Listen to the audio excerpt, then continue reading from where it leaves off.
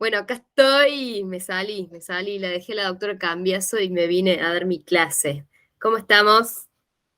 Hola, profe, Hola, bien. profe, bien. Hola, profe. ¿Cómo estamos? ¿Son todos míos? Guadalupe, profe, ¿de quién sos vos? ¿De Flor? ¿Alumna de quién? ¿Es De tuya, Flor, Guada? yo de Federico, Ah, perdón, bien, no se listo, me activó el audio. listo, no hay problema. Bien, Oscar de Flor. sí, ya sé. Iris, ¿sos de Flor? ¿Iris es tuya, Flor? Bien. Bueno, escuchen. Vamos a dar, hoy nos toca protección del complejo dentino-pulpar. Yo les armé un power paralelo, digamos, al que está subido en la plataforma, porque me pareció que es más concreto para que sea más dirigido el contenido en relación a la bolilla. Yo armé todo el power en relación tema por tema de la bolilla, que ya les digo cuál es. ¿Dónde lo tengo? Esperemos un segundo que tengo los cuadernos del doctorado, un lío de apuntes. Acá está, pero ahora me quedaría ver. Es la bolilla número 10 y el desarrollo del power que yo les voy a mostrar es con respecto a la bolilla. ¿Estamos? Porque después van a subir a la plataforma y van a ver un power que no es exactamente el mismo que yo les voy a pasar, pero lo que les quiero aclarar es que el contenido teórico es concordante al contenido de la bolilla. Objetivos, diagnóstico de la salud pulpar, causas de daño, irritantes físicos, químicos y bacterianos, permeabilidad, que ya le hemos hablado un montón de veces, materiales que utilizamos para la protección del complejo y factores a tener en cuenta para la selección del material. Ventajas y desventajas y técnicas de manipulación. Acuérdense que yo siempre tengo mis apuntes y que después les voy a dictar la composición de los materiales, porque no me la acuerdo exactamente. Entonces, cuando nos toque hablar del MTA, del hidróxido, yo les voy a dictar exactamente el silicato de calcio, óxido tricálcico, todos esos nombrecitos para que los tengan, sepan cómo está constituido cada material. Así que bueno, ¿está? Para que después nos suban y vean que el power de plataforma es otro. No es diferente, sí es diferente, pero no es diferente el contenido, digamos, está plasmado de otra forma. Y a mí me parece un poco más didáctico tratar tema por tema, digamos, en relación a los contenidos de la bolilla. ¿Está? ¿Se entendió la aclaración? Sí, Sí, profe. profe. Sí, profe. Gracias. Bien. Ahí. Bueno, vamos, acá están los dos power. Este es el que está subido en la plataforma. Y hay algunas cositas inclusive que ahora han cambiado. Entonces yo les voy a mostrar el que armé yo, que es más concreto, digamos, un poquito más clínico, pero la teoría es la misma, no se asusten. Bueno, ¿qué nos toca ver hoy? Esto, la protección del complejo, que tiene mucho que ver con las estructuras que lo componen, del complejo dentino-pulpar. Voy a cerrar la puerta porque viene mucho ruido de afuera.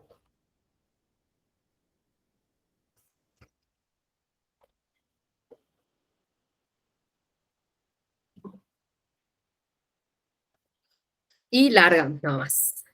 Entonces, vamos por acá. ¿Cuál va a ser el objetivo de nuestra protección del complejo dentino-pulpar? Ustedes acuérdense que esto es un paso de la secuencia clínica, pero el objetivo nuestro tiene que ver con todo el tratamiento que nosotros generamos. Puntualmente, todo tratamiento conservador, o el tratamiento conservador que nosotros proponemos para curarlo el diente, el objetivo fundamental es conservar la vitalidad del elemento dentario y la función de este elemento dentario en el sistema estomatognático. Ese es el objetivo fundamental de la protección del complejo dentino-pulpar, que recuerden que es un paso de la secuencia clínica, y en general de todo nuestro tratamiento conservador va a ser justamente eso, conservar la vitalidad y el estado funcional de ese elemento dentario en el sistema estomatognático. Acuérdense que el sistema estomatognático es un conjunto de componentes. Dentro de estos están los dientes, que se dividen en grupos y que cada uno cumple con una función. Lo fundamental entonces va a ser conservar la vitalidad y mantenerlo sano. Pese a esto, a que nosotros debemos cumplir con nuestro objetivo, una de las mayores causas de daño pulpar es la iatrogenia que nosotros provocamos. ¿Por qué? Porque a veces no hacemos un correcto razonamiento de las estructuras de los sustratos o no conocemos bien los materiales con los que vamos a trabajar. Entonces, por un lado, vamos a tener que identificar correctamente cada una de estas estructuras, estos componentes, porque como les dije al principio, esto es un verdadero complejo, constituido por el tejido pulpar. Acuérdense que es tejido laxo, con células especializadas, diferentes entidades celulares, que cumplen con varias funciones, inductora, sensitiva, ¿está? Y que presenta en la periferia a los odontoblastos. Los odontoblastos es una entidad celular única, básicamente. Son células especializadas que cumplen también con varias funciones mecanorreceptoras, inmunológicas, están encargadas de los mecanismos efectores que generan los procesos inflamatorios defensivos de la pulpa, y que cómo se relaciona con la estructura dentinaria. Mediante la prolongación, mediante su prolongación, el proceso odontoblástico que se va a alojar en los túbulos dentinarios. Es por eso que el complejo dentino-pulpar es una entidad, un verdadero complejo que tiene una relación morfológica, funcional y son codependientes. O sea, si uno no existe, el otro es deficiente también. Deja de cumplir con sus funciones. ¿Estamos hasta ahí? El concepto general de este complejo que nosotros debemos analizar. Bien. Por otro lado, como les mencioné en un principio, es fundamental proteger la vitalidad del elemento dentario en diferentes situaciones clínicas para justamente no llegar a esto. Porque si nosotros llegamos a esto, perdemos estructuras remanentes muy importantes del elemento dentario y los tratamientos no son tan conservadores. ¿Estamos? Entonces, la protección del complejo dentino pulpar va a comenzar en el mismo momento que ustedes hacen la conclusión diagnóstica, que son capaces de identificar la lesión de caries activa, el avance, la extensión, para poder generar un plan de tratamiento que va a ser adecuado a cada una de estas situaciones clínicas. A partir de ese momento de su conclusión diagnóstica, donde identificamos zona y extensión, ya podemos presumir cómo va a ser nuestra protección del complejo dentino pulpar. ¿O no? ¿Qué opinan con respecto a eso?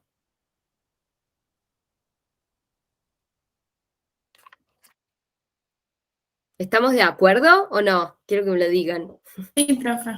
Bien. Sí, profe. Entonces, estamos de acuerdo que el razonamiento de la protección del complejo dentino pulpar va a estar relacionado con el diagnóstico en un principio. Perfecto. Sigamos entonces. Bueno, esto es lo que recién les estuve hablando del reconocimiento de estas estructuras, de la disposición de los odontoblastos. Acuérdense que son células especializadas postmitóticas. ¿Eso qué quiere decir? Que una vez que los odontoblastos están acá, no se vuelven a dividir y a generar más odontoblastos. Tiene que haber otros procesos u otros mecanismos efectores que tengan la capacidad para generar la migración de células ectomesenquimales para convertirse en odontoblastos. Estos odontoblastos no se vuelven a dividir, están esos y van a seguir esos, o van a desaparecer, dependiendo, que esto ustedes es un concepto que ya conocen, la agresividad de los estímulos. Entonces, acá tenemos el tejido conectivo de la dentina, los odontoblastos y sus prolongaciones que están ubicadas dentro de los túbulos dentinarios, acá. Bien, vamos adentrando, vamos haciendo más específicos y más concretos. Algo que no les dije, perdón. Cualquier estímulo de los que yo recién les hablaba, sea agresivo o no, lo que hace es generar una apertura a este complejo, lo expone la dentina, expone los túbulos y expone las prolongaciones de los odontoblastos. El complejo dentino-pulpar siempre va a reaccionar y generalmente con dolor. Es el único tejido que funciona de esa forma, o con inflamación. Recuerden que los procesos inflamatorios pueden ser de dos tipos, los agudos y los crónicos. Dentro de los mecanismos de defensa innatos de la pulpa, porque son propios de la pulpa, tenemos los dos mecanismos, la inflamación aguda y la crónica. Pero ustedes ya saben que la inflamación crónica, ¿cómo es en la pulpa? De endodoncia lo saben. Irreversible. Perfecto. La inmunidad adaptativa del complejo dentino-pulpar, o sea, la respuesta inflamatoria crónica es irreversible. Entonces, nuestro tratamiento a ese nivel no va a ser conservador, no vamos a cumplir con el objetivo. Entonces, los tratamientos que ustedes tienen que proponer o que existen para lograr el equilibrio entre la inmunidad aguda, digamos, la respuesta inmune innata aguda, o los procesos inflamatorios agudos, yo tengo que inducir a la inflamación aguda, poder controlarla y restablecerla, evitando que se haga crónica porque ahí ya es reversible. Entonces, el tratamiento que yo hago para lograr esto, para que la respuesta inflamatoria sea aguda y pueda restablecerse, está en pos de esto, de sellar estos túbulos, de aislar el complejo dentino pulpar, para solamente favorecer el restablecimiento de esa respuesta inmune innata aguda, del proceso inflamatorio agudo. Si yo no logro restablecer eso, ese equilibrio de volver la salud, pasa a ser crónico y ya es irreversible, y mi tratamiento ya no es conservador. Bien, entonces, ¿cuáles son las causas de daño pulpar? ¿Cómo yo puedo injuriar a esta pulpa, a esta cámara, a este complejo dentino pulpar? Por un lado, tenemos las causas físicas, los traumatismos, que pueden ser agudos o crónicos, la generación de calor friccional por una piedra que no es nueva, que no tiene filo, que no corta, por el uso de una turbina que no está correctamente refrigerada, por la acción del contraángulo cuando generamos calor friccional, cuando estamos puliendo y no lo hacemos de forma intermitente. Bueno, las fracturas ya les dije. Todas esas son causas de daño pulpar, que son mecánicas. ¿Estamos? Y también tienen que ver con la preparación de la cavidad cuando estamos utilizando el instrumental rotatorio. Bien. Los más importantes o los más agresivos son los bacterianos.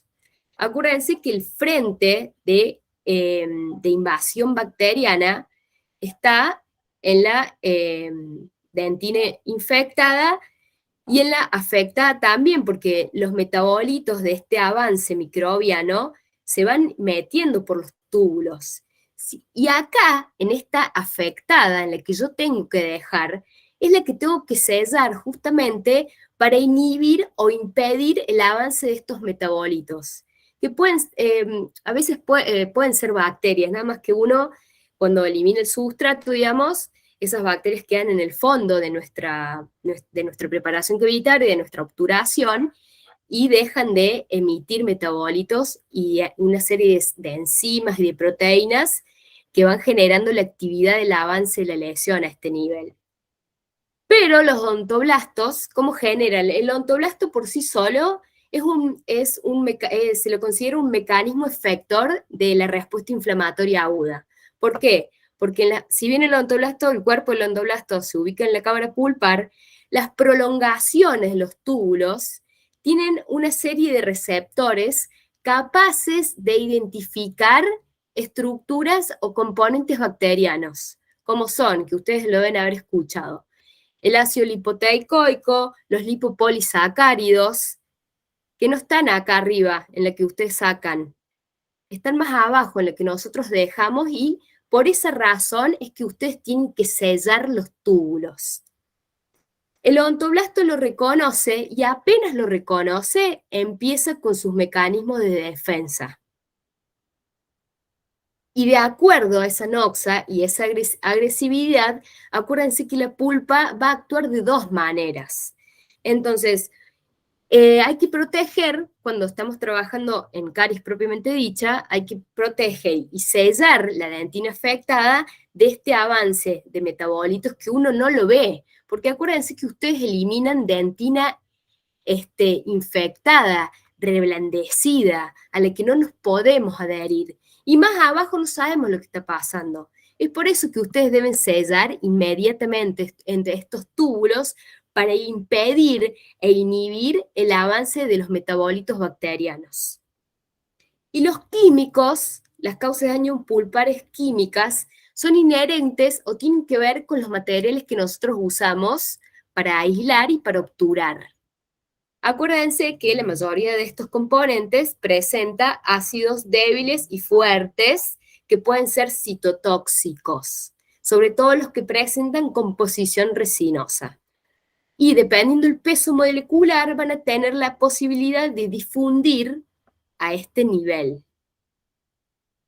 ¿Estamos con las causas de daño pulpar? Sí, profe. Sí, profe. Perfectirijio. Flor, ¿querés agregar algo? No. ¿Estamos bien? Sí. Bien.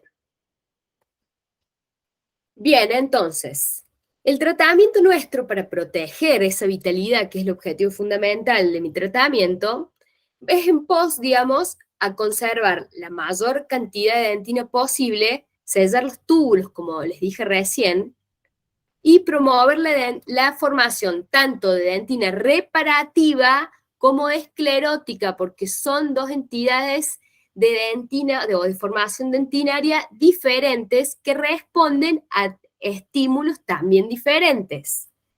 Esta es la constitución, digamos, es una fotografía del microscopio electrónico de barrido, donde podemos ver los dos cortes de dentina, el transversal y el longitudinal. Acá están, este es un corte transversal, este es un longitudinal donde podemos identificar la dentina peritubular y la intertubular, que es a la que ustedes se adhieren. No se olviden nunca de eso. Nosotros nos adherimos a la dentina intertubular. Es por eso que los estratos dentinarios medianos y superficiales, donde hay esta constitución, donde se presenta esta conformación dentinaria, van a ser más eficientes para adherirnos y no tanto en profundidad donde hay mayor cantidad de túbulos. Bien, entonces, para ustedes poder dar en el blanco y conservar la vitalidad del elemento dentario, van a tener que tener en cuenta factores que son inherentes al sustrato, o sea, el tipo de dentina que van a sellar y proteger, y también factores inherentes a los materiales, porque acuérdense que hay una amplia gama de materiales para hacer protección del complejo dentino-pulpar, no se utilizan todos de la misma forma, y hay muchos que están en investigación. Pero sí tenemos nuestros caballitos de batalla, como ustedes ya bien saben, el ionomer vitro, el hidróxido de calcio, que siguen generando efectos muy positivos, a pesar de los nuevos materiales, como el Biodentin, el Teracal, y esas cositas nuevas que hay ahora. Bien, inherentes al sustrato. ¿Qué es lo que vamos a tener en cuenta para que nuestro tratamiento en relación a la protección del complejo sea la correcta y poder justamente promover estas tres cosas? Conservar la mayor cantidad de dentina, sellar los túbulos y promover la formación de dentina reparativa y esclerótica. La reparativa, acuérdense, y para ya introducirlos en el tema, es la que se genera cuando el estímulo es muy agresivo, agudo. En cambio, la esclerótica es cuando el estímulo es crónico, es gradual. Bien, entonces, ¿qué es lo que vamos a analizar de este sustrato dentinario? Primero, el diagnóstico del estado pulpar, previamente. Eso tiene que ver mucho con la primera parte del diagnóstico y la conclusión diagnóstica que nosotros hacemos. Y ya lo hemos visto en clínica y en los pacientes, que la extensión de las lesiones es variable, que hay pacientes que se presentan con caries macropenetrantes sin dolor. Entonces es necesario un diagnóstico del estado pulpar previo. La edad diente y la edad del paciente para que ustedes puedan hacer esa correlación o esa lógica que siempre les digo que tiene que ver con el último punto, la permeabilidad dentinaria. Volvemos a la parte del diagnóstico de caries, donde ustedes valoran grado y tipo de avance de la lesión o extensión directamente, que eso tiene mucho que ver, ¿se acuerdan en la semana pasada cuando veíamos zona 3, que hablamos que la zona 1 y la zona 2, el avance era o tenía mucho que ver con las estructuras de esmalte y dentina, que en la zona 3 se relacionaba más con la modulación de los factores de riesgo. Por otro lado, con el tipo de dentina, como les mostré recién, con la profundidad de la preparación, y lo más importante que, digamos, hace que converja todo esto, es la permeabilidad dentinaria, porque yo lo que tengo que proteger, protejo y sello siempre, es cuando me encuentro con alta permeabilidad dentinaria, que lo trabajamos práctico por práctico, hacemos ese análisis de edad diente, de edad paciente y de la profundidad de la preparación para justamente tener un parámetro de la permeabilidad y saber si lo que voy a hacer es un sellado de dentina altamente permeable o si la dentina es mediana y superficial. Porque, ¿cuál es la diferencia ahí? ¿Alguno se acuerda? ¿En qué me voy a diferenciar yo para proteger una dentina permeable de una mediana o de una superficial? ¿Va a haber la edad? Hay que tener en cuenta la edad. Sí, yo ya la establecí, la permeabilidad. Pero lo que quiero preguntar es cómo es el tratamiento de una dentina permeable y cómo es el tratamiento del sellado de túbulos en una superficial o en una mediana. ¿A alguno se le ocurre? Con base de ionómero. Perfecto. La diferencia está en el material para sellar los túbulos. En la permeabilidad dentinaria alta, porque yo hice esta lógica de edad diente, edad paciente y profundidad, cuando tengo alta permeabilidad voy a sellar y voy a proteger con un ionómero vítreo, y cuando tengo que sellar túbulos en dentina mediana y superficial, con el sistema adhesivo me va a alcanzar. ¿Estamos hasta ahí? Sí, profe. Perfecto. Entonces, vamos con unos ejemplos clínicos, que esto es lo que a mí me interesa. Diagnóstico pulpar. ¿Qué me pueden decir de esta imagen? Hay necrosis pulpar. Muy bien, hay necrosis pulpar. ¿Y por qué con una foto me puedo dar cuenta que ese elemento, el 21, está necrosado? ¿Y qué más? Y por el proceso periapical que hizo fístula ya. Muy bien, bien. El paciente viene así y mis posibilidades de conservar la vitalidad son nulas. Previo al diagnóstico pulpar o las características clínicas que yo logro identificar, porque esto, como decían las chicas, no es normal, y este cambio de coloración, pérdida de la translucidez, pérdida de la reflexión de la luz, acá como se lo ve oscuro, no es normal tampoco. Muy bien el análisis. Y si viene así, Y es una caries muy profunda que con el tallado se puede generar una exposición. muy bien, o a lo mejor ni le duele y ya se necrosó, pero no refiere otro síntoma, bien, no refiere otro signo ni síntoma. Yo veo la caries macro, el paciente ni enterado. Entonces, es muy importante para el cumplimiento de mi objetivo, primero es saber si el diente está vital o no. Perfecto. Bien. Placa radiográfica. Para esto sí es importante, para esto nos sirve. Y sobre todo para conocer las estructuras.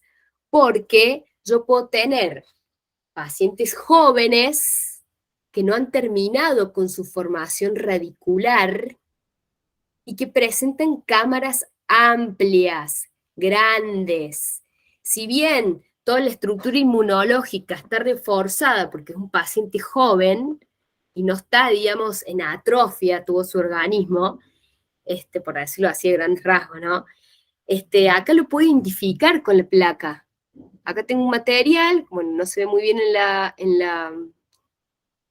la radiografía, pero puedo fácilmente, si comparo las dos placas, me voy a dar cuenta que no es la misma la edad de este paciente que la edad de este. Miren estas cámaras retraídas, atróficas, de varios años ya del elemento en función en cavidad bucal. No es lo mismo un primer molar de un paciente adulto que hace 20 años que tiene el 6 en la boca, de un paciente adolescente o niño que presenta que ni siquiera tiene la formación radicular del segundo molar y que el primero a lo mejor hace poco que la tiene. Y miren los tamaños de las cámaras. Esa es la relación que ustedes tienen que saber para valorar la permeabilidad dentinaria, la edad paciente y diente, que con una placa muchas veces es fácil de identificar. Y de este lado pasa lo mismo. Miren el tamaño de esos conductos, de esas cámaras, esa fractura o esa pérdida de sustancia acá que se encuentra muy cerca de cámara pulpar. Con relación a estos incisivos, donde hay pérdida de hueso, donde ni se ve el conducto radicular.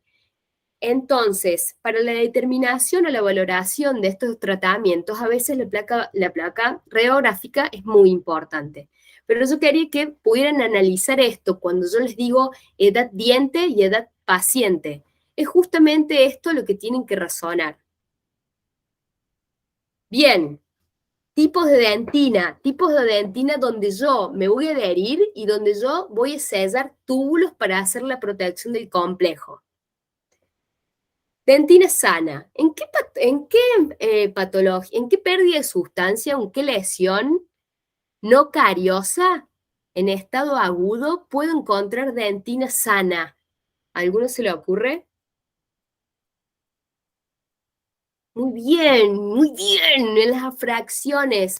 Anoche bruxó mi paciente, hoy llegó al consultorio, en un 14 había desprendimiento de esmalte y dentina en la zona 3 y responde con hipersensibilidad, porque ese fragmento que se despegó y se fracturó deja expuesta la dentina que estaba sana. Dentina sana. De acuerdo a la permeabilidad que yo interpreto, es cómo lo voy a tratar. Si hay hipersensibilidad, si el paciente es joven y la cavidad es profunda, voy a tener que sellar y proteger esa dentina permeable con un cemento de ionómero, como nos decían recién. Voy a hacer ese mismo análisis. O lo mismo pasa con una fractura, un traumatismo agudo, recién se golpea, llega con la fractura al consultorio. La dentina también va a ser sana y el razonamiento va a ser ese. Dependiendo del nivel de la fractura, es que yo voy a valorar la permeabilidad dentinaria. Después nos encontramos con estos tipos de dentina. Este corresponde a un estímulo crónico, gradual, donde la dentina donde el tejido, el complejo dentino-pulpar, tuvo la capacidad de responder, de generar y de sintetizar al costado del túbulo dentina esclerótica. Dentina esclerótica. La dentina esclerótica se forma y se sintetiza organizadamente. Y el sustrato para poder adherirnos y sellar esto, primero que constituye un mecanismo de defensa premium, digamos, del complejo dentino-pulpar, porque solo logra obturar los túbulos dentinarios de la agresividad de ese estímulo que por suerte era crónico. Y el sustrato adherirse, porque esto con un sistema adhesivo lo logramos sellar, no es el mejor, pero sirve, es eficaz, es eficiente. No así en esta dentina reparativo terciaria, donde el estímulo fue progresivo, agresivo, agudo, y no se pudo organizar bien la dentina, la síntesis dentinaria acá. Es afractuosa, es rápida, es tortuosa, no es lo ideal. Esta dentina no es la ideal, pero sí se logra defender. Acá, ¿qué es lo que pasa? El estímulo es tan agresivo que los túbulos dentinarios los procesos odontoblásticos se retraen, se escapan o se pierden y se da esa síntesis desorganizada de dentina que es la que deforma la cámara, acuérdense de eso. Y después nos encontramos con este tipo de dentina que la semana pasada se les expliqué, donde los túbulos se abren en forma de embudo. ¿Alguno se acuerda cuál era?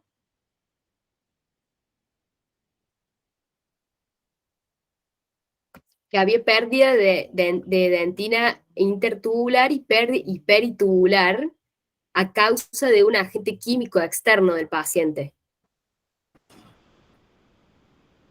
¿Se acuerda de alguno que puede ser? Que puede dar sensibilidad también. Bueno, se los digo.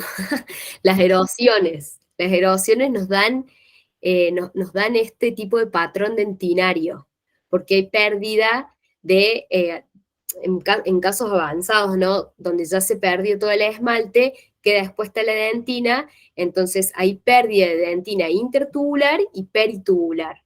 Es complicado de adherirse, no es el mejor sustrato. Entonces, para resumir, los factores inherentes al sustrato tienen que ver con el tipo de dentina en el que vamos a sellar y que vamos a adherir. Puede ser dentina sana, producto de una fracción o de un traumatismo agudo. Puede ser dentina esclerótica, que responde a un estímulo crónico y gradual en el tiempo, como una lesión no cariosa abrasiva. Puede ser una dentina reparativa o terciaria, que no es el mejor sustrato para adherirnos, que se da ante el avance de un estímulo agudo, grave, digamos, progresivo, y tenemos la dentina que nos deja la erosión dentinaria. La erosión, perdón, las lesiones erosivas. Estamos ahí con los tipos de dentinas que yo voy a tener en cuenta para poder sellar y adherirme. ¿Ah? Sí, profe. Sí, profe. Perfecto, perfecto. Esta foto está buena porque acá con esto terminan de englobar o de entender el tema de la permeabilidad dentinaria. Vamos con la de arriba donde yo no veo cámara pulpar.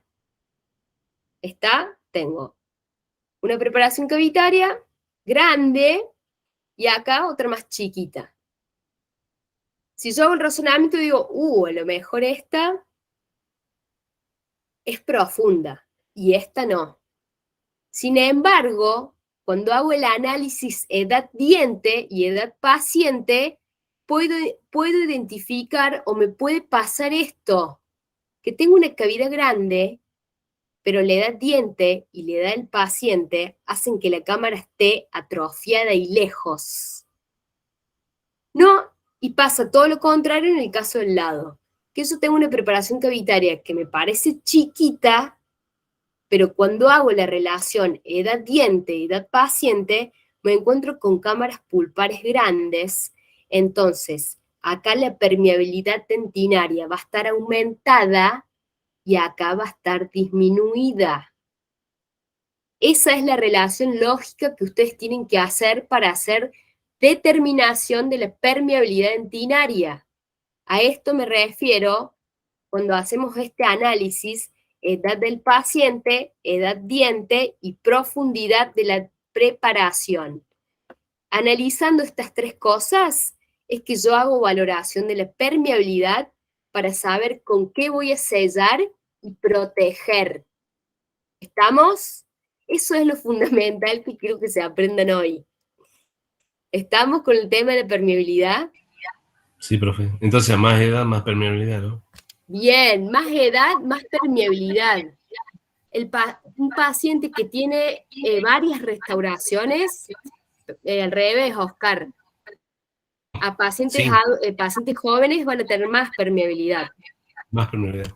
Pero acuérdense que ustedes pueden encontrarse con elementos que han sido reparados varias veces o intervenido varias veces, entonces esta cámara pulpar reacciona.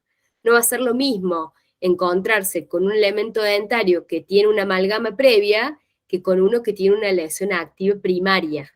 Entonces son muchos análisis clínicos que ustedes tienen que hacer para darle valor a la permeabilidad. Pero esta foto es muy gráfica y es la que quiero que entiendan con respecto a las profundidades de lo que ustedes tallan en los dientes, que no tiene mucho que ver a veces la profundidad o la extensión de la preparación. Tienen que hacer este análisis del complejo dentino-pulpar que tiene que ver con la edad del diente paciente. ¿Estamos? Sí, profe. Genial. Bien, ejemplos de la clínica, que me vienen de 10 para que ustedes lo puedan interpretar. Lesión de caries profunda. Justo esta foto la vimos la semana pasada, porque ¿qué pasaba acá? Había una translucidez del conducto. Acá la dentina está súper permeable. Estoy al lado de la cámara prácticamente. La dentina es muy permeable. Hay mucha cantidad de túbulos dentinarios abiertos donde aumenta el diámetro y hay mucha cantidad de humedad. Entonces, el sustrato para adherirse a este nivel es deficiente. Es uno de los peores para adherirse con sistema adhesivo, ¿eh? Pero yo puedo poner sistema adhesivo acá. No. No, no puedo poner sistema adhesivo acá, porque el sistema adhesivo tiene ácidos fuertes y ácidos débiles, cuyas moléculas presentan un peso molecular capaz de invadir los túbulos dentinarios y de generar citotoxicidad. Entonces, acá no puedo poner sistema adhesivo solo. ¿Qué puedo poner? Ionómero. ¿Cuál? Base. ¿Qué otro nombre tiene? Convencional. Y convencional y Autopolimerizable. ¡no! ¿Cómo? Fraguable, y no se lo, Sí, y no se lo olviden más. Fraguable, porque si yo hablo de polímeros, hablo de resinas. La autopolimerización, la fotopolimerización, es la forma en que tiene de endurecer el ionómero resinoso, chicos. Hagan bien esa diferencia, porque a lo mejor lo saben el concepto, porque se endurece solo, sin la lámpara, pero la composición del ionómero es diferente. Entonces yo acá tengo que poner un ionómero de base que sea fraguable. Nada que ver con los polímeros de la resina. ¿Está? Acuérdense que el ionómero se trabaja, se siguen al pie de la letra las indicaciones del fabricante, las proporciones, el brillo del brillo cuando ustedes lo están preparando, la densidad del ionómero cuando lo estamos llevando a la cavidad, todas esas son no propiedades, sino características que tiene que tener el material para cumplir con las propiedades, que eran adhesión química específica, liberación de flúor y me faltó una. Adhesión química específica, liberación de flúor, ¿y cuál era la otra? No me digan que es para el módulo elástico, porque el fraguable no sirve para el módulo elástico de la dentina.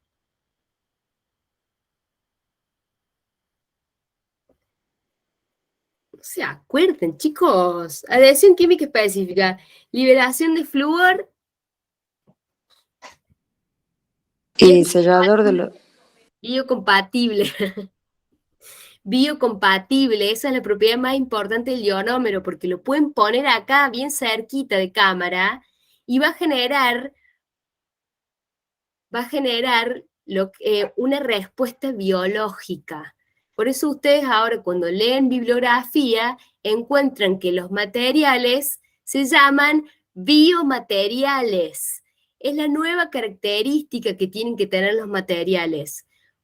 Cuando un material se llama biomaterial, cuando tiene la capacidad de generar una respuesta biológica. El ionómero a este nivel va a hacer eso, porque va a sellar los túbulos, va a generar remineralización y va a poner de manifiesto todos los mecanismos que tiene la pulpa para poder defenderse. Eso es lo importante, porque ya se descubrió que el tejido dentino pulpar, ¿cómo funciona? A medida que va avanzando el estímulo en estos sustratos, digamos, dentinarios, se va generando el avance. Vamos a hablar puntualmente de la caries. La caries va desmineralizando, va generando estos metabolitos que yo recién les decía, y genera biodisponibilidad de minerales. Por un lado está la dentina que tenemos que eliminar, y por otro lado está la dentina desmineralizada que ustedes van a remineralizar. Entonces, el ionómero sirve para eso, para estimular la formación de dentina reparativa. Es un biomaterial, como el MTA, como el hidróxido de calcio, como el teracal no sé, porque el teracal sí se fotopolimeriza, y no hay muchos estudios no hay muchos estudios clínicos con teracal. Por eso yo soy media ahí que no lo uso, no me parece que sea un material para poner tan en profundidad. Y el otro material, el biodentin. Esos son los últimos materiales. Pero son todos biomateriales, y lo que quiero que les quede claro es que es eso. Tienen la capacidad de generar una respuesta biológica a nivel, en este caso, del tejido pulpar, del complejo dentino-pulpar. Bien. Vuelvo acá. Una vez que yo logro sellar acá, y otra cosa que les voy a decir, no se usan más los liners de ionómero. Se usa la base, se coloca correctamente, y si después tengo que rellenar o devolver módulo, uso un ionómero resinoso o directamente con la resina. No se usan más los liners de ionómero, que son menores a 0,5 milímetros, porque se descubrió que esa fina capa de ionómero derivada del liner, al endurecer tanto, porque el cemento de ionómero vítreo es justamente un cemento cuya reacción de fraguado es óxido-reducción, cuando termina de fraguar pierde mucha agua, entonces queda muy duro acá, no es elástico el ionómero vítreo fraguable, no es elástico el ionómero vítreo de base. Entonces, no se usa más el liner porque esa película diminuta se puede fracturar, se puede romper. Entonces, ¿qué pasa si se rompe la base? ¿Qué se les ocurre que puede pasar? Si ustedes acá pusieron una capita diminuta de ionómero, el famoso liner, que es menos de 0,5 milímetros. ¿Qué puede pasar con un cemento que es muy duro? ¿Se le ocurre a alguno? ¿Se puede desprender? Desprender, fracturarse, microfracturarse. ¿Y qué va a pasar? Se va a perder el sellado ese que yo busqué al principio. Entonces, el ionómero vítreo de liner no se usa más. Se usa una buena capa de ionómero vítreo de base mayor a 0,5 milímetros. Y si hace falta devolver módulo de elasticidad, ahí sí lo podemos recuperar o con un ionómero resinoso o con la propia resina compuesta, que es el módulo elástico más parecido a la dentina que tenemos, y más con las resinas, con los nuevos sistemas resinosos y todo el sistema de nanotecnología. Sigamos entonces. Vamos a hacer un resumen, así no nos perdemos y podemos seguir. Dentina muy permeable, lo pueden ver clínicamente, identificarlo. Vamos a hacer una base de ionómero vítreo mayor a 0,5 milímetros y vamos a completar devolviendo el módulo elástico con ionómero resinoso o con la resina compuesta, sistemas resinosos compuestos. Más vale que vamos a hacer sistema adhesivo, obviamente. Acá andamos bien con un autocondicionante o con reacción-integración, preferentemente. Seguimos. A veces nos encontramos con estas dentinas que cambian la coloración, pero que son duras y brillantes. Son dentinas reparativas o terciarias, que nos indican que el complejo dentino pulpar ya se defendió porque el estímulo era agresivo, progresivo, agudo, y se forma este tipo de dentina y de túbulos tortuosos que no son los mejores para adherirnos. Si yo acá hago una interpretación o una determinación de la permeabilidad, desde la clínica, digamos, desde mi experiencia clínica, yo acá no le pondría un ionómero porque ya logró defenderse. Hay que hacer un análisis correcto de la edad del diente del paciente, pero supongo que con un sistema adhesivo autocondicionante acá andaríamos bien. No es el mejor sustrato para adherirse, acuérdense. Dentina abrasionada, el estímulo es crónico, es gradual, la dentina logra defenderse, tenemos mucha dentina intertubular organizada, es un óptimo sustrato para adherirnos, con capa de reacción-integración, que lo podemos lograr con el monoenvase, los sistemas de quinta, sexta generación, o con los autocondicionantes o universales. Ya en la semana que viene arrancamos con adhesión, así que esperemos que estas cosas se les queden un poquito más claras. Y el último caso, la dentina erosionada. La dentina erosionada, acuérdense cómo es la constitución de estos túbulos, y más que todo, la protección del complejo acá va a depender de la sensibilidad del paciente. Si el paciente presenta estas lesiones de erosión y refiere sintomatología, hipersensibilidad, van a tener que hacer una protección o un sellado y una interpretación, digamos, de dentina permeable a este nivel, que acá se mezcla caries con fractura y erosión, y los túbulos pueden estar así. Bueno, estamos ahí con los tipos de dentina que yo voy a proteger. Sí, profe. En esta sí o sí va el ionómero. Acuérdense que hicimos esta interpretación. Bien.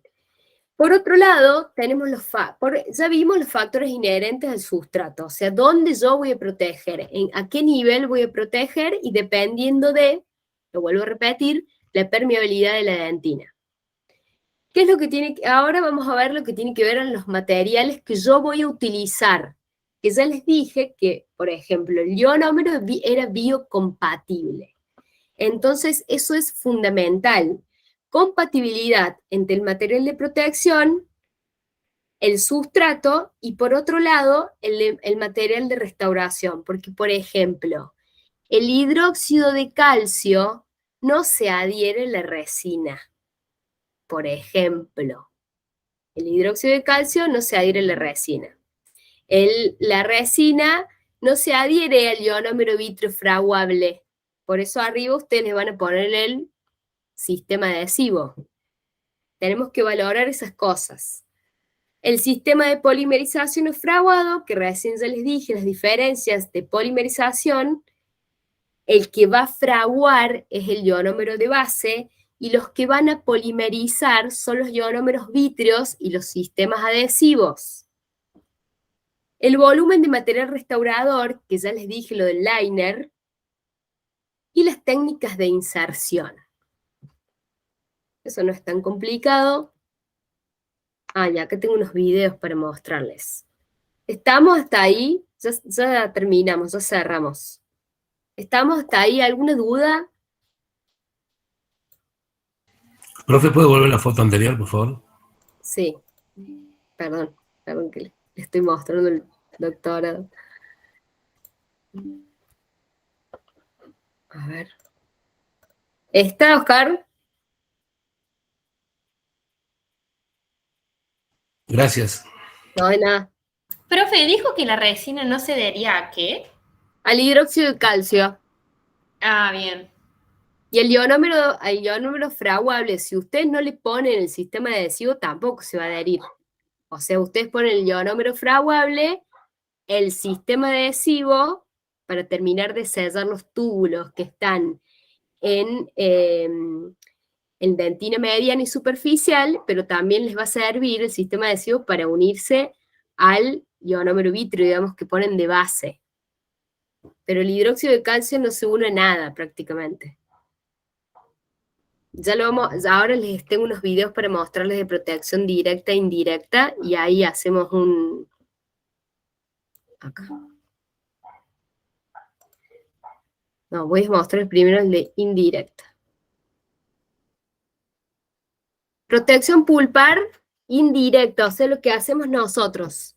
Protección del complejo dentino pulpar y sellado de túbulos.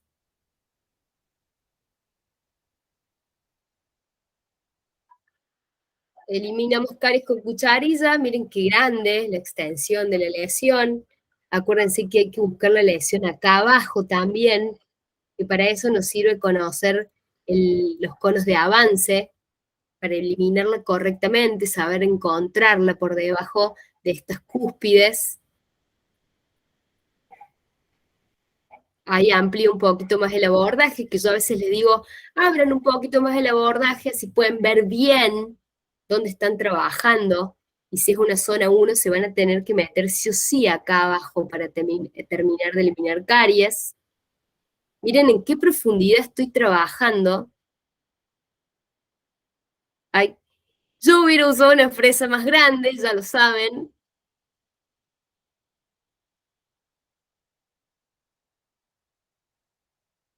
Trabajamos con intermitencia, con fresas que corten, que sean nuevas.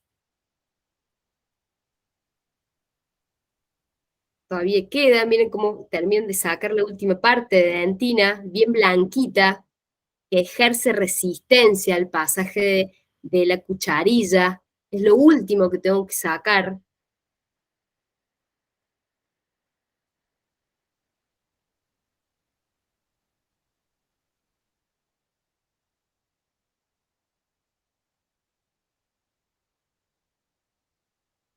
Clorexidina, acuérdense que podemos lavar con clorexidina el 2%. Acuérdense que la clorexidina, además de ser bacteriostático y bactericida, cumplía con esa función de inhibir a las metaloproteinasas de la matriz para asegurarnos la adhesión.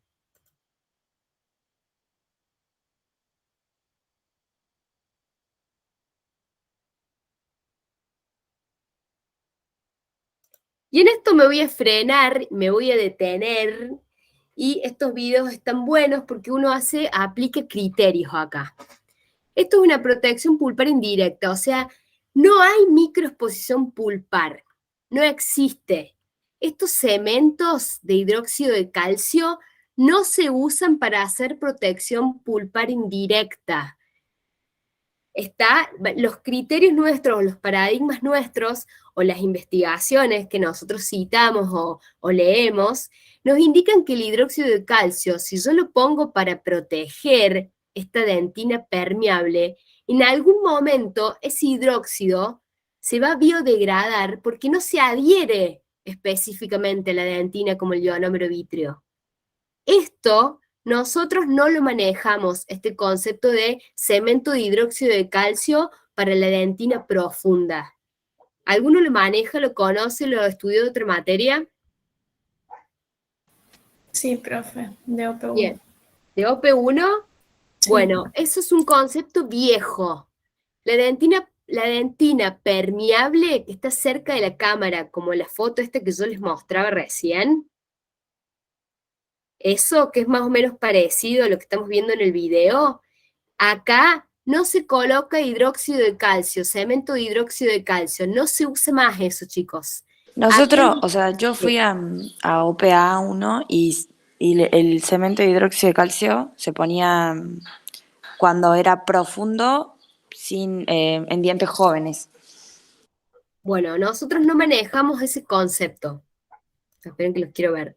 No manejamos el concepto de usar hidróxido de calcio en dentina profunda o permeable, porque yo no digo dentina profunda. Yo hablo siempre de dentina permeable o con una alta permeabilidad.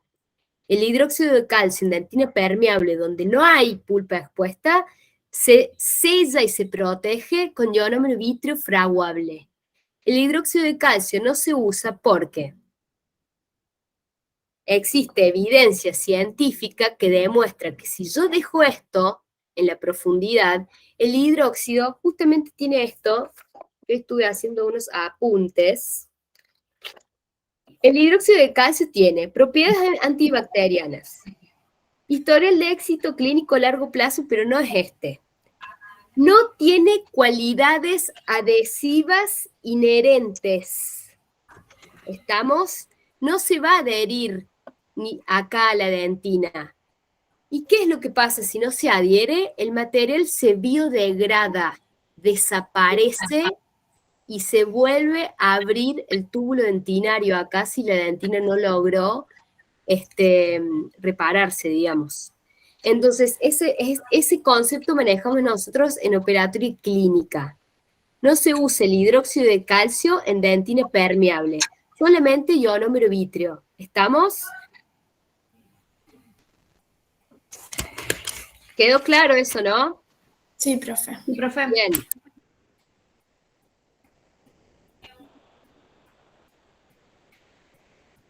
Ahí pone recién el ionómero. Un volumen de ionómero mayor a 0,5 milímetros, acuérdense. Retire los excesos. No se olviden nunca de retirar los excesos del esmalte, porque en el esmalte tiene que quedar apoyada la resina solamente, para asegurarme la resistencia adhesiva y el sellado marginal de la restauración. Nunca tiene que quedar ionómero en el margen de esmalte.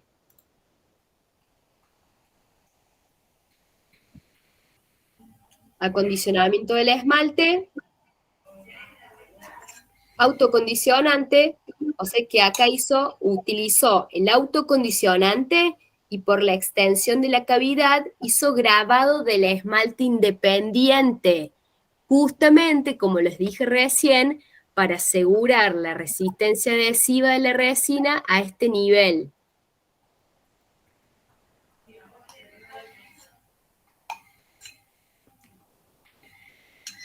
Sistema matriz, lo vimos la semana pasada. Circunferencial, acá uso circunferencial porque no hay contiguos. Si no, acuérdense que lo óptimo es la seccionada.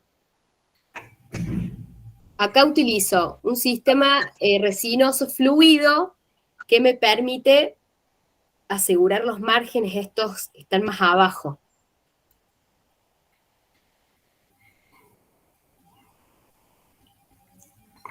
Y arriba, la de mayor densidad, la resina de mayor densidad.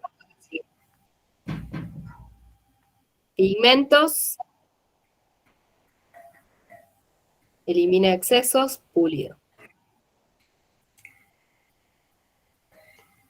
Recuerden que nuestra secuencia clínica, miren,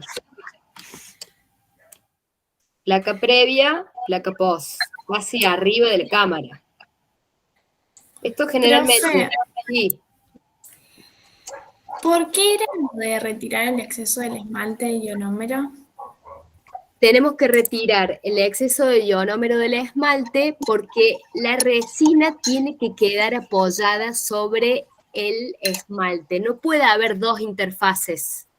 Si yo dejo ionómero, tengo interfase esmalte-resina, interfase... Perdón, si yo dejo el ionómero, tengo... Para que los quiero ver. Resina y ionómero de esmalte. Para que los quiero ver. Si yo dejo ionómero vítreo sobre el esmalte, voy a tener eso que dice Oscar, dos interfaces. Interfase esmalte-ionómero, interfase ionómero-resina. Y el ionómero no tiene las mismas capacidades físicas y mecánicas que la resina, y menos un fraguable. Se va a desgastar y se va a salir antes. Y la interfase y el sellado se van a abrir. Por eso, el margen, la interfase, siempre tiene que ser esmalte-resina. Y la resina sí se va a unir y voy a asegurar la resistencia adhesiva a nivel del esmalte por los patrones de grabado. Acuérdense que el sistema adhesivo entra en el cristal, digamos, que está todo grabado y se generan los resin tags y ahí traba micromecánica. ¿Estamos? No pueden quedar dos interfaces, tiene que quedar la resina apoyada sobre el esmalte. ¿Está? ¿Respondí Sí, la profe, pregunta? gracias. Sí. Bien, Leda. Vamos con el otro. Protección pulpar directa. Protección pulpar directa. Acuérdense de que la protección pulpar directa ustedes la podían hacer cuando tenía una serie de requisitos, que acá los tengo en el otro Power. Les voy mostrando el otro Power para que no se sientan que... Acá me da un concepto general de la pulpa, de la teoría hidrodinámica, que tampoco ya no es tan así, porque ahora se descubrió que los ontoblastos son mecanorreceptores. Hay muchos artículos nuevos de pulpa y de inmunidad pulpar. Esto ya es un concepto un poco viejo, porque los materiales sí tienen que ver con, o sea, los biomateriales tienen que ver con el complejo dentino pulpar. Esto es lo que ya estuvimos hablando, de la ruptura del sellado, de por qué hay que sellar en forma inmediata cuando es expuesta la dentina, lo que les expliqué de la resina esclerótica, de la normal, las posibilidades de proteger y con qué, y en qué estratos. Esto lo vamos a poner en dentina permeable y esto en mediana y superficial. Características de los ionómeros. Esto está también, no es el conce, esto es autopolimerizable, pero tiene composición resinosa. En dentina permeable no lo ponemos. Estas son las propiedades que nos salían. Lo de liner y relleno, acuérdense que el liner no se usa más.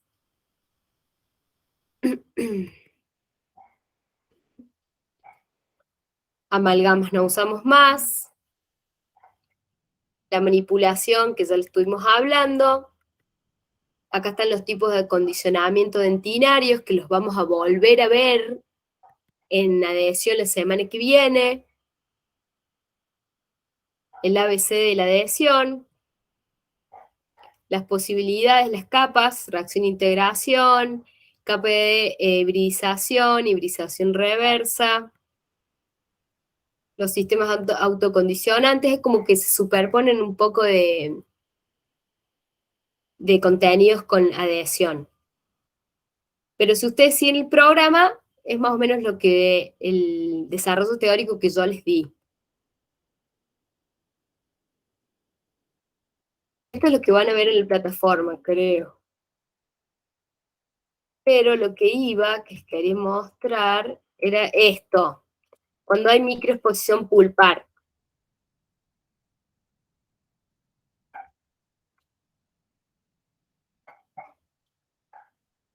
Bien, acuérdense que para poder hacer una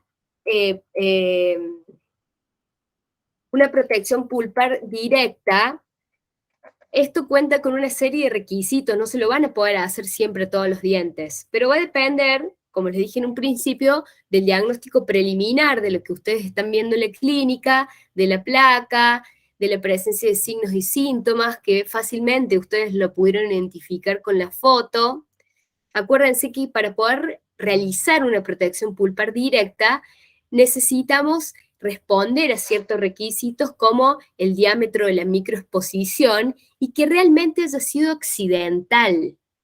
¿Estamos? Eso es fundamental para poder hacer una protección pulpar directa. Y lo otro que tiene que ver con la secuencia clínica de lo que nosotros hacemos es la presencia del aislamiento, para poder bajar la contaminación y la sepsis a ese nivel.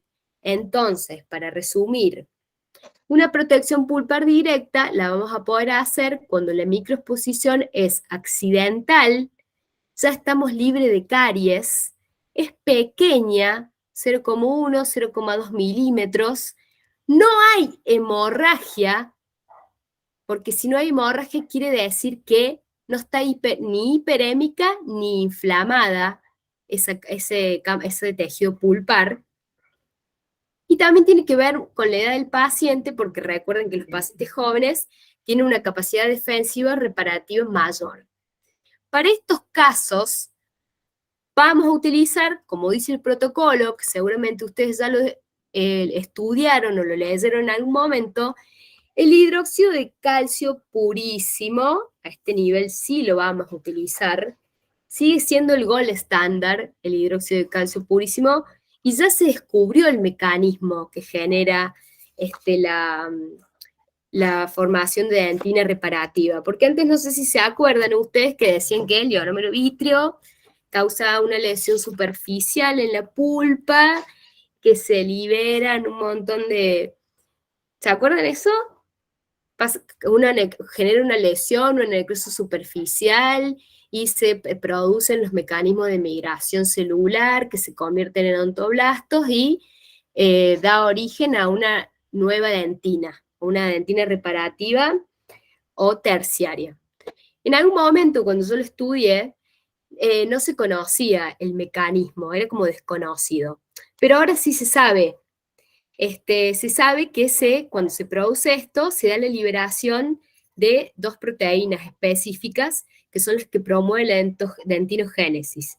Y son la proteína morfogénica ósea y el factor de crecimiento transformante. Entonces, el hidróxido de calcio, ¿qué produce?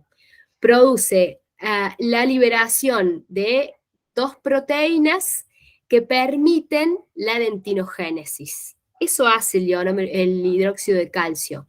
Genera esta lesión superficial y desencadena un mecanismo que, mediante la liberación de la proteína morfogénica ósea y el factor de crecimiento transformante, son capaces de estimular la reparación pulpar.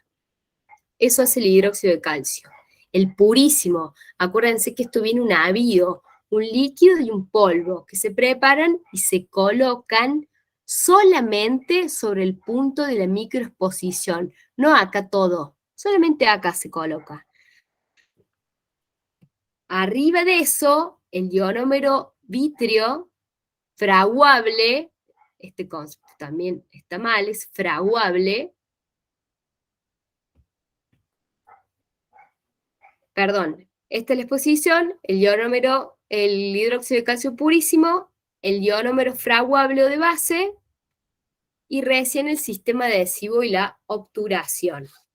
El hidróxido de calcio sigue siendo en los estudios, digamos, o en los metaanálisis que se hacen en las revisiones narrativas de artículos y de investigaciones clínicas o preclínicas, el hidróxido de calcio sigue siendo uno de los que mejor resultados tienen para las microexposiciones pulpares. Después tenemos el MTA y el Biodentin. Que el MTA se usa de la misma forma y tampoco se adhiere específicamente a la dentina. Esos son, digamos, los contra que tienen el MTA y el hidróxido de calcio, que solamente se apoyan acá, se asientan. Y si no logran generar ese mecanismo que recién les dije, los resultados no van a ser los mejores. Estamos hasta ahí, les voy a mostrar un videito. ¿Alguna duda con el tema de la...? Porque a lo mejor en la 1 también lo estudiaron de otra forma, y yo quiero que me pregunten, así podemos consensuar los criterios de cuándo vamos a trabajar con una protección pulpar directa o una indirecta. Y sobre todo con los materiales que tenemos que agregar. Acuérdense que en la indirecta solamente nos valíamos para sellar la dentina permeable del ionómero vítreo, y en este caso de la protección pulpar directa por microexposición y esos factores que recién les nombré, van a necesitar usar hidróxido de calcio purísimo o el MTA, por ejemplo. Profe, a nosotros en OP1 nos habían dicho el hidróxido de calcio purísimo y después el cemento de hidróxido de calcio por encima. Bien, entonces nosotros vamos a modificar ese paradigma, lo vamos a llevar a la clínica y vamos a utilizar el purísimo y arriba directamente el ionómero vítreo.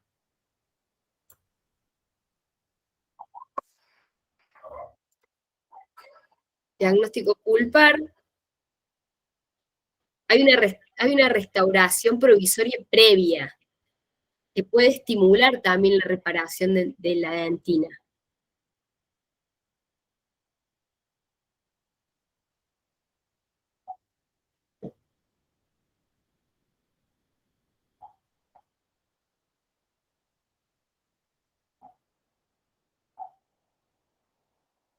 Miren cómo queda todavía caries, qué bárbaro.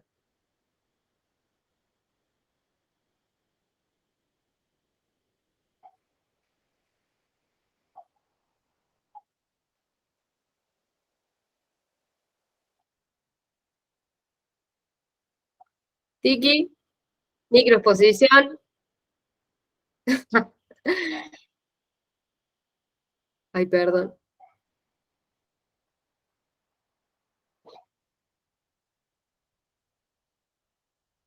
Acá, justamente para poder controlarla a la hemorragia, lo ideal es que no haya hemorragia, chicos, porque eso indica que la exposición fue accidental y que el tejido pulpar no está ni hiperémico ni inflamado. Pero no, ustedes pueden cohibir en el caso de que tengan hemorragia con hipoclorito de sodio. Para hacer la protección pulpar directa, tienen que lograr cohibir la hemorragia. No pueden colocar el hidróxido arriba del punto de sangre, digamos. Lo tienen que lograr cohibir. Si no lo logran, va a fracasar la protección pulpar porque quiere decir que el elemento ya estaba o hiperémico o inflamado. Secan bien.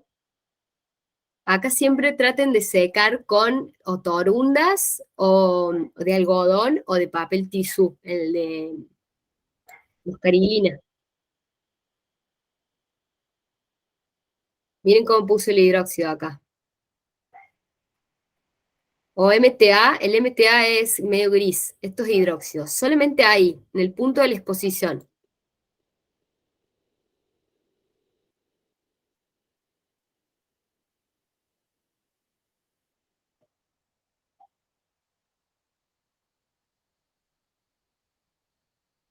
Este doctor le gusta el hidróxido de calcio, arriba le puso, pero eso también, eso lo pueden hacer, ahí como le explicaron en la 1, si después tienen la posibilidad de retirarlo.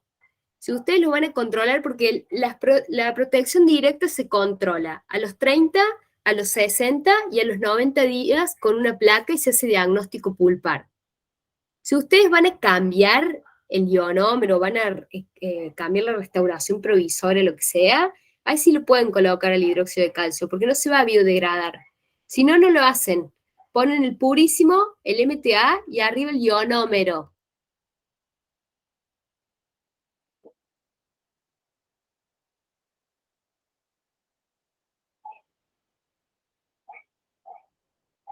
Ionómero vítreo. Profe, ¿no se hace acondicionamiento con ácido poliacrílico? Y no todos lo usan, no todos lo usan. Es lo ideal, digamos, para aumentar la adhesión química específica. Lo hemos visto, muchos de ustedes lo tienen, está en la bibliografía, pero hay veces que no lo usan.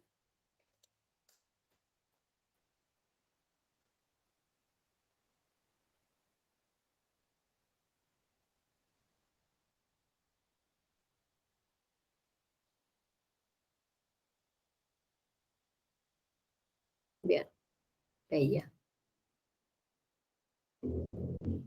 Miren el guante, qué va. Y acá tienen cómo acomodo los diferentes sustratos, digamos, en un corte de la pieza. La resina, el ionómero de vitrio, miren el volumen de ionómero, no es un liner sería la mitad de esto. El hidróxido, que se puede biodegradar y desprender o dificultar el sellado. El MTA nada, o el hidróxido de calcio purísimo. Dentina afectada, dentina terciaria.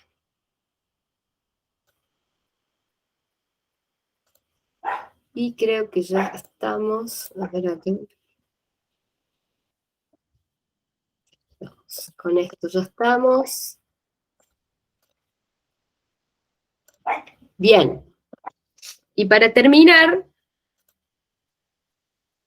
¿qué es lo que vamos a tener en cuenta para concluir y terminar y cerrar este tema? Que acuérdense que es un paso de la secuencia clínica, que el objetivo fundamental es conservar la vitalidad del órgano pulpar y la función del elemento dentario dentro del sistema estomatognático. Es muy importante hacer esta relación de la edad diente-paciente para poder chequear, considerar o determinar, para determinar la permeabilidad dentinaria. El diagnóstico pulpar previo, como bien lo identificamos, estuvo bueno eso porque ahí nomás se dieron cuenta con una foto. El tamaño de la exposición, el motivo de la exposición que no haya sido por caries, las condiciones del campo operatorio, y la posibilidad, como les decía recién, de los controles posteriores, que es fundamental para saber si el tratamiento que yo propuse y que apliqué es el correcto y que realmente se logró la constitución de dentina terciaria y reparativa. Entonces, ahí estamos. Esto era porque era de la 2021.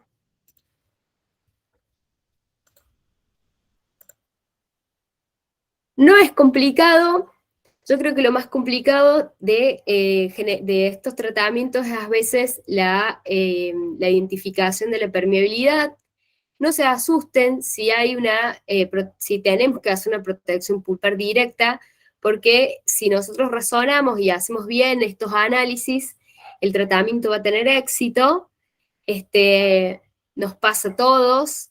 Pasa en la sala nuestra, en la cátedra, en la sala clínica.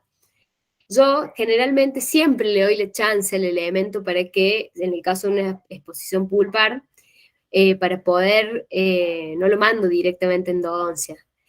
Hacemos esta valoración y se le da la chance al diente que responde por sí solo. Muchas veces no pasa, el diente a veces se necrosa, el paciente vuelve al tiempo con sobre todo con edema.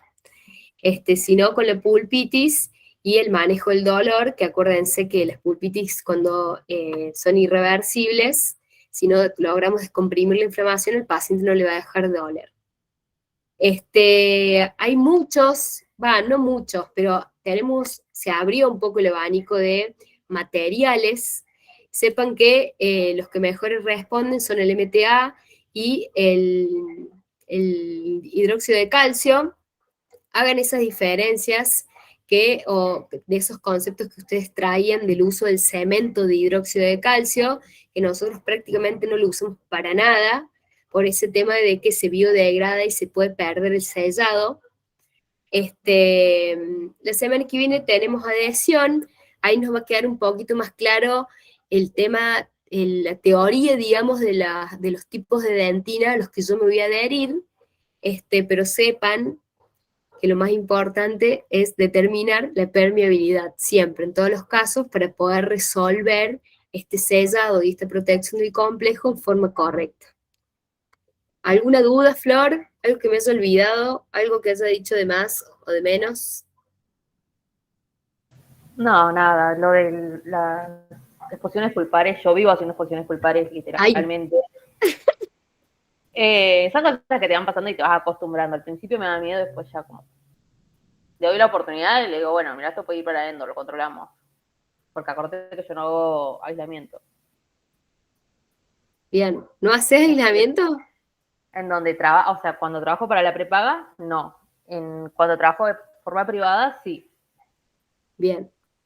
Sí, es ideal. Es ideal por la contaminación de todas las cosas que ustedes usan, inclusive. A veces trabajamos en aislamientos, inclusive a veces el mismo aislamiento se ensucia. Bueno, ¿alguna duda? ¿Están todos mis alumnos? Hasta Guadalupe. ¿Estamos Profe, bien? Sí. Además de las clases, el libro que tenga las cosas más actualizadas, ¿cuál podemos usar? Yo uso mucho, leo artículos y esas cosas, pero porque para saber qué es lo más nuevo que hay. Yo uso mucho el Barrancos, el Cuarta, ahí les digo. No, esta. La quinta edición del Barrancos. Este uso mucho yo para preparar los teóricos para ustedes, digamos. Claro, bueno, gracias, profe. Ahí está. Este es el que uso yo. Es muy completo, es muy didáctico y es clínico. Acá tienen conceptos. ¿De qué año es este libro? ¿El 2014, por ahí? No es el más nuevo, pero para mí es el más concreto para darle a ustedes los contenidos. Es el de 2015 Y el teórico sí lo saqué de ahí. Ah, listo, perfecto. Después Gracias. las otras cositas, algunos de eso que les conté, el mecanismo del hidróxido y eso, de unos artículos son. Pero ustedes todo lo que necesiten, yo se los mando, yo tengo todo, no hay problema. Los videos, si quieren, esas cositas. Los apuntes no, hagan los suyos. Hagan los suyos, chiquillos. Y así hay que estudiar, haciendo apuntes los propios. Esto no me acuerdo. El Barranco está buenísimo, a mí me encanta. Tienen inclusive, está bien diagramado, la parte de resina, está buenísimo. No me acuerdo bien de dónde saca esto. Porque ustedes de dónde estudian. ¿O no Yo estudian? de los powers, pero se me hace que, y de las clases, Sí, pero a veces, no sé, quiero ampliar un poco más y por eso no sé. bien. Bueno, ¿alguna otra pregunta?